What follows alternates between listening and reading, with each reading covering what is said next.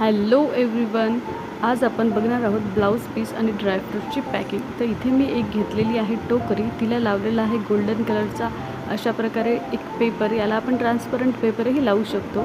त्यानंतर मी वरती एक नेटचा कपडा किंवा इथेही आपण एक ट्रान्सपरंट कापड लावून अशा प्रकारे टोकरीला शिवून घेऊ शकतो।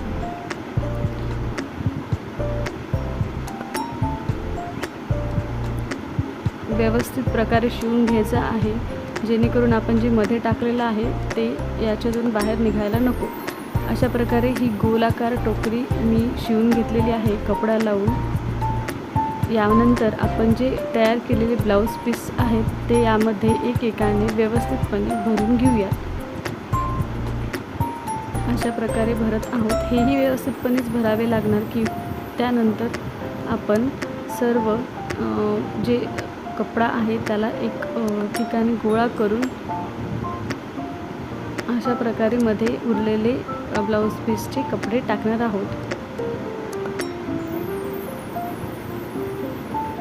आपले आता सर्व ब्लाऊज पीस टाकून झालेले आहेत मध्ये। त्यानंतर अशा प्रकारे एक घट्ट सर्व कपडा गोळा करून एका ठिकाणी पकडून त्याला आपण कुठल्याही कपड्याने, लेसने किंवा मी आता इथे एक कपडा उरलेला होता माझ्याकडे नीटचा, त्यानेच एक अशी घट्ट गाठ मारून घेतली आहे।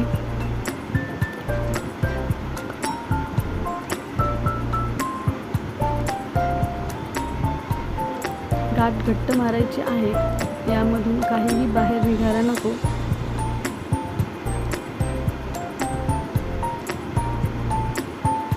ही बघा, आपली छानपैकी एक पिसांनी भरलेली टोकरी तयार झालेली आहे। अशाच प्रकारे मी इथे ड्रायफ्रूट्सची टोकरी सुद्धा तयार केलेली आहे।